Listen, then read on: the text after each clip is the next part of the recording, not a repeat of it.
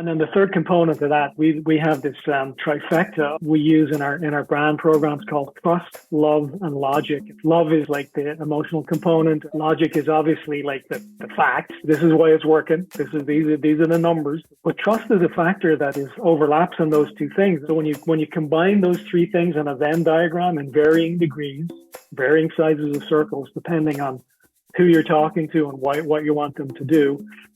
Those are really the only three things that drive decision making.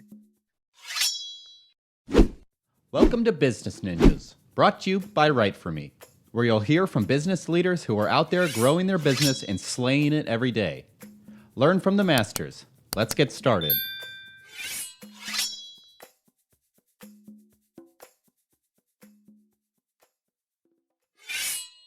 Hi, and welcome to another episode of Business Ninjas. I'm here today with Tony Lyons, President and Chief Strategy Officer of Alphabet Creative. How you doing today, Tony? Hey, how's it going yourself? I'm good, thank you. Thank you so much for spending some time with us. Please tell us a little bit about yourself. Yeah, so I'm Tony Lyons. I'm the President Chief Strategy Officer of Alphabet here in Ottawa, Ontario, in Canada. And we are a integrated brand consulting firm. We are 22 years old now, and not a gray hair on my head, as you can see. We're 30 people. We're a group of creative thinkers, strategists, art directors, writers, content marketers, technologists, media planners, digital media specialists. So we're pretty much a full service consulting firm. We don't like to call ourselves an agency anymore. Our stance is more in the consulting realm, and that's about us. We sort of, for the last 5-6 years, we started to focus on a few different niches. They are interconnecting and overlapping, and they are member associations, so member-based associations, nonprofit and NGOs, non-governmental organizations, and destination marketing or place branding organizations. So those are the three sort of verticals that we operate in. Seems to be a trend that people don't want to refer to themselves as ad agencies anymore because the term seems to be too narrow, right? We want to open our scope to more options. What would you say your elevator pitch is? What's the short term for what your agency is or your company is? Yeah, I read that on your question list, and it's always a difficult one. We've been trying to refine it over the last few years. I think really what it is that we help organizations uncover their brand through a pretty unique process of introspection, research, and creative thinking. And I use the word uncover very specifically.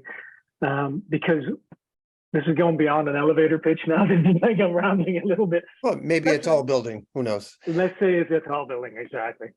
Because we don't really believe in inventing brands here. I don't think organizations should consider the branding process an invention. It really is an uncovering process, because the brand already exists within that organization. They just don't know how to tell the story properly.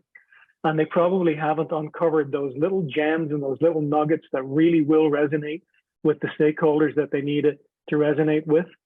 It takes a consulting firm, an external organization to come in and help them with that, because it really is like doing therapy. You just couldn't do therapy on yourself. You need somebody else to do it. The expression that we use is that you can't really read the label if you're inside the bottle. So we feel that the process, and we've seen that the process that we employ really does uncover those little jewels, those little nuggets that become foundational to the story. And then a large part of what we do is not just that uncovering process, is that we codify and systemize that story so that it's replicable and scalable over time. Hey, at the end of the day, all companies are still made up of human beings. And if you peel those humans onions, you get to the heart of the company, and the story's there to be told. Sometimes those onions make you cry, though. That's the only problem. Absolutely. When you're a supplier. Absolutely. What's the origin story of Alphabet Creative? Yeah, so I started as a studio artist way back, right out of high school. So in the late '80s, and I was always an artistic kid. I always enjoyed creative writing, drawing. This is pre-computers, right? This is Of like course. 1987. So I mean, there was the beginning of, you know, the very beginning, at least in Ireland, of people of agencies adopting technology. It was a pretty manual process, you know, and anything technical, there was a specialist organization that did all of the technical stuff. Yeah, and you hired them to build your campaigns and your designs and stuff like that. So everything was hand drawn, you know, at the time. So studios were big, and they were full of creative people, and I was just one of those kids that just really was enamored by the idea of storytelling and inventing those stories, and persuading people of things through storytelling. I was always very interested in that, even before I started in the industry. So I started doing that. I was basically a cartoonist, for want of a better word, and graduated into doing more conceptual design work, graphic design work, you know, small brand programs, identity programs. Got to work at a few of the, you know, elite shops in Dublin at the time, and I got extremely lucky. I'm from Ireland originally. I got extremely lucky with the people that I worked with, and I was mentored by the best. And I just, you know, I can't tell you how lucky I was to have that mentorship, and continued on my path, and eventually became more of a concept development person, you know, developing ad campaigns, developing brand voice for various different organizations. In 1995, I moved to Canada. So I moved to Ottawa from Dublin, and I started working in an ad agency there, and was there for about 5 years. I left it as an associate creative director, and then I started Alphabet in 2000. And that was literally me in my spare bedroom in my apartment, you know, designing things. And it's just grown from there. It hasn't, I mean, we're not a huge company, we're only 30 people. So it's been slow and steady, but it's been extremely fulfilling. And now I mostly work with, on the strategy side with clients. You know, we have an extremely talented creative team here, both on the technical development, the artistic development, and the writing side. So my role is more nurturing them, and then making sure that the client's efforts and our collective efforts are all pulling in the right direction, so that their business needs are strategically met with really good marketing. That's what I try to do. Excellent. You get a chance at all to use any of your artistic skills anymore, or you're just herding cats instead? No, they're not cats. They're cool cats. They're fun to. I meant no sled. Yeah, I do. I mean, I'm still involved in the creative process for sure. You know, our creative director and our senior creative people still look to me for guidance on certain things. I mean, they're largely autonomous, but I still have a keen interest in the creative execution and the craft of creative. So I get more joy out of other people doing great work than me doing great work now. When we create something that I have nothing to do with from an impetus point of view, if it's only from a strategic point of view, and it looks and sounds great, and it's aligned strategically to a particular driving a particular goal for an organization, that gives me great joy, because it means that I've put myself around the right people, given them the leeway to make their own decisions, and they're all working together as a team, and that's really what gets me out of bed in the morning. Excellent. What makes Alphabet Creative stand out from the competition? Well, it's funny you should ask that. Like the one of the things is the name, because people go, "Oh, you guys are Google, right? Are you Google or something like that?" That happens all the time. So I mean, that makes us stand out. I don't know if it's a good thing or a bad thing, but funny enough, we've had the trademark for that Alphabet name for 17 years, so Google Alphabet were a little late to the party on it, but as you can imagine, it's a little bit of a David and Goliath kind of a scenario. So Google are aware of our position on it, and it's one of those things that we have to just be respectful of each other, I guess, and just make sure that we don't get in each other's way. So that's what we're doing right now. What really makes us stand out, though, seriously, what I think is our approach to the relationships we build with our clients. The one word that I think about, and we've thought about this a lot over the years in our own strategic planning, is empathy. I feel that we are extremely empathetic towards our clients' needs, not only from an individual basis, like depending on where they are in the hierarchy of their organization, like they have a job to do, they have goals to achieve, and we really go deep in trying to help them achieve those goals. And it's not self-serving. We're trying to serve their needs, not our own needs. And I feel that, it can be a kind of a mean business sometimes, our game, particularly if it's an advertising scenario. It becomes a little bit of a race to the basement, and we're just not in that game. We're into building meaningful relationships over time. And that's what we've tried to do. Like a lot of our clients, we've had them on the roster for 8-10 years, and that's a little bit unheard of in our industry. And we do that by continually just being really straightforward and open with them, by sometimes saying, no, we're not going to do that thing, even though you have budget and you want to give us money to do that, because we genuinely don't think it's the right thing for you to do. And invariably, they'll go and do it. They'll realize it wasn't the right thing, and they'll come back and they go, you know what, you guys were right. And we'll just go, that's fine. That's just a blip on the road. Let's start over, and we'll continue this relationship that's fulfilling for both of us, Yeah. No, I truly believe that no is a very important word that so many people in companies are so hesitant to use, as if it shuts doors. But the reality is, if you say yes when it should be a no, I think you close more doors and opportunities that way.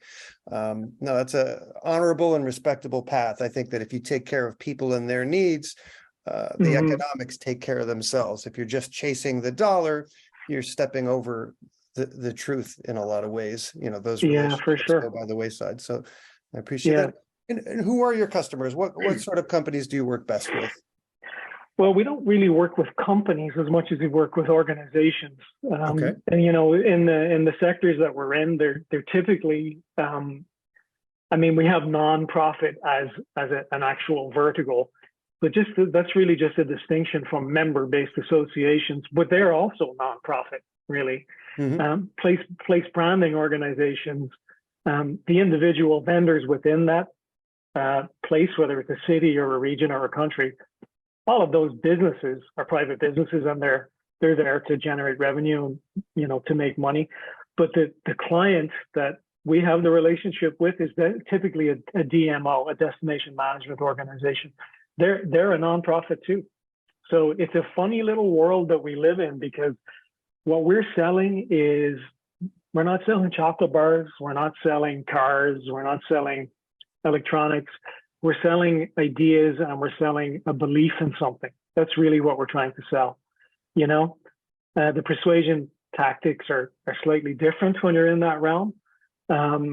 We have to look at a lot of, use a ton of research in terms of like sentiment analysis and what really drives people to think and feel and ultimately behave in a certain way. So it is a little different from a typical, agency or consulting firm that's going to try and drive revenue. Like, revenue is a measure, it's not the only measure that we help our clients with. So what was the actual question again? I rambled a little bit. I was asking what sort of organizations you work best with. Yeah, so I'll break it down. So a member-based organization would be the American Association of Engineers, right? Okay. So the American Association of Engineers, I don't know if that's a thing, to be honest with you, but it probably is. It's probably called something similar to that. I mean, they're going to have, thousands or maybe hundreds of thousands of members. And those members could be companies, they could be individuals, they could be other associations. And what they'll probably do is they will either lobby or advocate to a regional or federal government to change policy or legislation that is either negatively impacting the industry of engineering, or it could potentially have a negative effect on some measure that their members have identified at some point in the future. So our role for an organization like that would be to help them with their member side communication. So that would be tons of digital marketing, probably lots of content marketing, maybe custom web builds, maybe custom web applications to help them do business with their members, either payment gateways or events modules linked to their website, or CRM modules so they can have a better profile of who their members are and what they're doing and what they want. Mm-hmm. So there'd be lots of services that we could potentially sell in there, but we'd also help them understand what their voice is, because really they should be the voice of an industry. And then that voice of an industry has got to matter to their membership primarily. So the membership sees that they as a member organization are truly advocating on behalf of them as a collective. It's got to mean something to the public, probably, because the public has a role to play in terms of influencing government in its policy decisions, because ultimately government gets elected by the public, right? So they really only care about their constituency. Parliamentarians, at least in Canada, really just care about the constituency. And then we'd help them with their government relations or their advocacy efforts. Or help ensure that all of that messaging and brand narrative and those key messages are aligned, so that if public, member, and government are seeing a public advocacy campaign in the form of, could be advertising, could be content marketing, could be whatever it is, that the government relations people are saying the same thing. So it's all aligned. So to keep that brand voice and that brand narrative aligned, so that there's not conflicting messages and market at the same time. So it's a pretty complicated environment that we work in, but that's good. That will be a typical scenario. I imagine you lean fairly heavily on focus groups when you're doing research for these sorts of campaigns. Yeah, focus groups, other types of research, sentiment analysis. It doesn't have to be focus groups. Focus groups would be, and I will freely admit, we work with dedicated research firms. I'm not a research expert by any means. I value highly the process of research and the results of research, but we do lean on our partners to give us insight into that research to really extrapolate the meaning of the data. So I'm not an expert, but what I will say is, of all of the types of research, focus groups would probably be my least favorite, and the one I consider to be probably the least effective, unless you can do it on like so many focus groups that you can get the N number up to a point where it actually makes sense. Because otherwise, you do 4 or 5 or 6 focus groups. Are you really getting an unbiased sentiment from that? I'm not sure you are. Yeah. No, analogy, you get into the world of polling, when it comes to a political season, who answers the phone call and says, yes, I want to spend 5-10 minutes with you? You're not getting a true representation or cross-section of thought out there. So no. Focus groups have their purpose, but obviously you'd have to do it thousands of times to really get any sort of data that you could really extrapolate. What value has content marketing played in your business? Oh, it's been huge. I think it's been probably the impetus for us changing our position from, simply calling ourselves an agency from a nomenclature point of view, to adopting a more consulting stance. And really about maybe 7 years ago, we were involved in a top of funnel program that involved a content marketing piece, which we weren't doing. We were working with a partner agency at the time, and we were doing more of the pure lead gen ad component of it.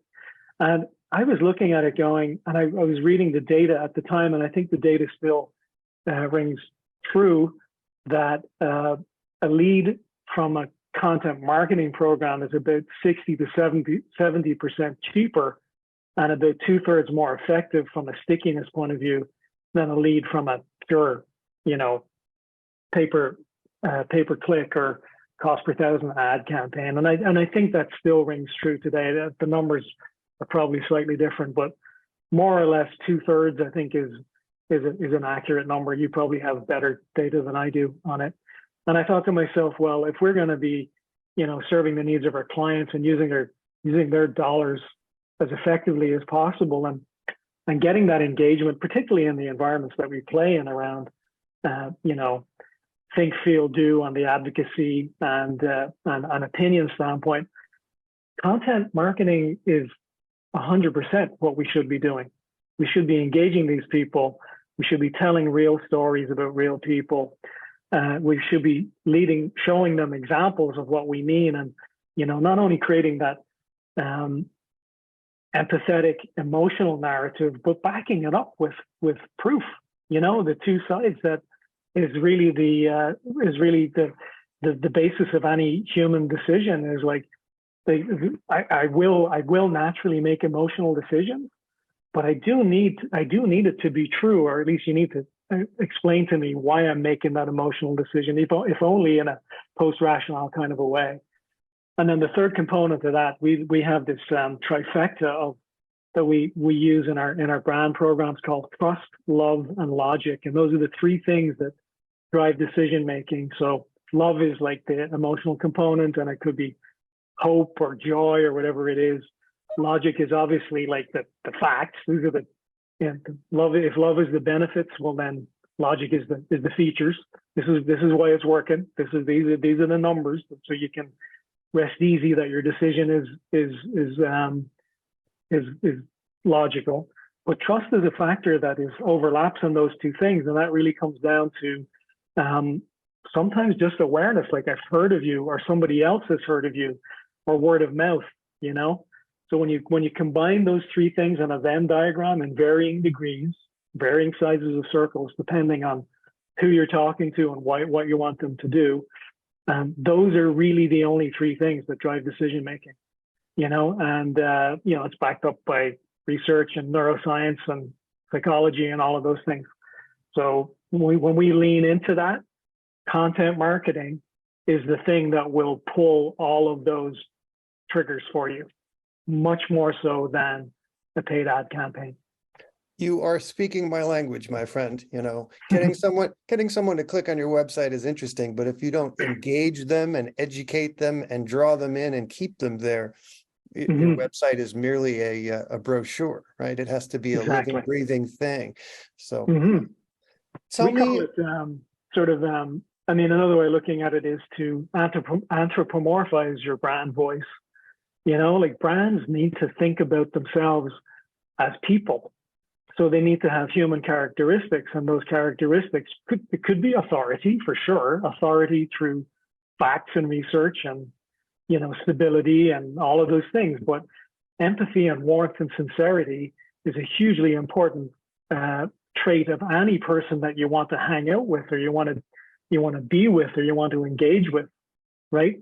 And that factors again into trust. I trust you because I know you, or somebody else knows you. You've proven to me that you're human and you're warm and you're sincere, and you're backing that up with facts.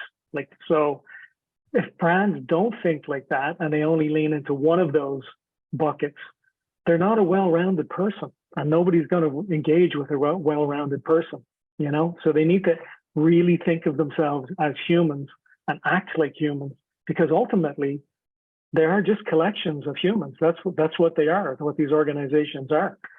So a brand program or a brand narrative helps to give that collective a singular personality and act like a human.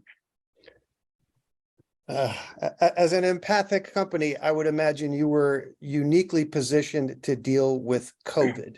I know I have family in Canada, so I know Canada had a much stricter approach, at least in Quebec. I'm not sure about Ottawa, in terms of shutting things down and keeping tabs on citizens. And tell me about the past couple of years in terms of growth, slowdown.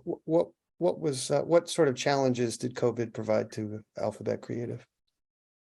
Yeah, early COVID, so say March to June in 2020, pretty much we fell off a cliff. It was, and some people lost everything. So I can't stand here and bellyache or complain to you. That didn't happen to us.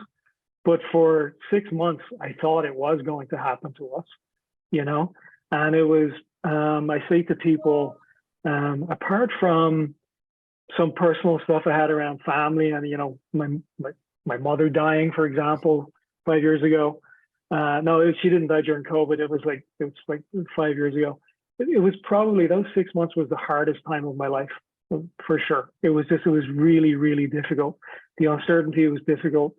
Trying to keep the team together, provide them with support. We've got a lot of young people here who are living on their own. We have people who are not from Canada, so they live on their own, and they don't have any family here. Mm-hmm. So the isolation that they were feeling was just absolutely terrible. I was lucky I have a family, and the older people had families you could hang out with, but these younger people didn't. And it was heartbreaking seeing how affected they were by just that sense of isolation and uncertainty. And as a 20-something, just all you want to do is hang out with other people, right? Yep. So we really tried to, dig in and just at least do some virtual things and just be a face that you can, engage with, and a voice that you can, or like a person that you can talk to. And we did a lot of one-on-ones virtually as much as we could. So that initial, say, 3 to 6 months was really difficult for me personally, but for everybody. I know everyone can associate with that. The business gradually started to come back around maybe August of 2020. I won't use the pivot word. Everyone said, "Oh, we pivoted," and I just hated that word. But we did do projects that we typically wouldn't do, and we did it because we needed revenue. We could do it. It was adjacent to the sectors we were in. It wasn't exactly what we would typically do, but we ended up learning a lot. Like we ended up doing learning management systems and working with instructional designers and building out content for learning programs and launching learning programs for the tourism industry, for example. Really working with our regional destination clients to just help them navigate and keep their brand voice top of mind, so that when the market did come back, that people would think about them first. Local cities around Ottawa here, like Kingston, Ontario, for example, is a client of ours. And what we knew from research, the research was really clear very early that, COVID was probably going to affect travel up until about 2025, international travel at least. But 2019 was the biggest travel year ever in the history of humanity, right? So comparing 2020 to those numbers probably isn't realistic, even if we didn't have COVID. And that trajectory probably couldn't sustain itself anyway. So there was going to be a correction. But what we did know was that rubber tire travel, like people driving in their local vicinities, was going to be the next thing that they were going to do. So we tried to help our local clients, keep the brand top of mind, continue with their content marketing efforts, continue to build empathy through really good storytelling, and provide content, like entertaining content to people in a time when they were just looking for hope, So Kingston, for example, is a small city that's full of artists and musicians, and we just helped those artists. It was part of the strategic brand voice of Kingston anyway, but we got those artists doing, small gigs on the internet under the banner of Kingston and associating Kingston with those musicians and various different types of artists, and just keep them going as much as we can, even though the people couldn't visit the location or the destination in person. They could visit it in their mind, and they could still have that empathy towards it in their mind, so that when they could visit, they would be more likely to. So that's kind of what we did. Yeah, I would imagine the tourism industry just must be pulling its hair out. You have to stay on people's minds, but if they cannot get on a plane, how do you spend your money keeping your place a fertile destination? No, understood. Yeah. All right, change gears. What's something that you'd like to be celebrating 1 year from now, personally, professionally? Yeah. Well, personally, I'd like to be celebrating my daughter graduating from high school with, decent marks and preparing her life for third level, going to university or college or whatever she chooses to do, and just having a clearer path for her own happiness. That would probably be my primary thing that I'd like to see in the next year. Professionally, we're growing and we're moving premises, and we're continuing to reposition ourselves in a pretty dynamic environment of service delivery in the marketing and brand world. So, like to continue to work through what that looks like over time. Like, we have a strategic plan, but as you know, things change all the time, but yes, we're working towards that. But I think more like, pragmatically, we have a little piece of software that we're working on that helps us with our own content marketing programs. And we're continuing to build that out using our own internal resources. And it's just such a huge undertaking to get that to market as a thing. If we had maybe 2 or 3 engaged clients using that system in the next year, that would be absolutely huge for me personally and for the company, so that people would see that the effort that they've put into it over the last couple of years is beginning to ring true and come true. So that would be it. That would be my professional goal. As a father of a 15-year-old girl, I appreciate your personal answer. I truly believe the world would spin a little more smoothly if more companies were run by empathic people who really have a vision like yours. Truly. Oh, thank you. Tell the people how to find you. What's your URL and what social media outlets do you guys use? Yeah, we're pretty active on Facebook and Instagram. We used to use Twitter. I don't think we're doing that anymore for a bit anyway, until the next version of it comes out. You can find us at alphabetcreative.com. You can find us at Alphabet Agency on Facebook and Insta. And you can drop by anytime and we'll have a cup of coffee and a chat. Tony Lyons of Alphabet Creative, it's been a distinct pleasure to have a chat with you today. I wish you and your family and your company all the best. That's great. Thanks a lot, Andrew. Much appreciated.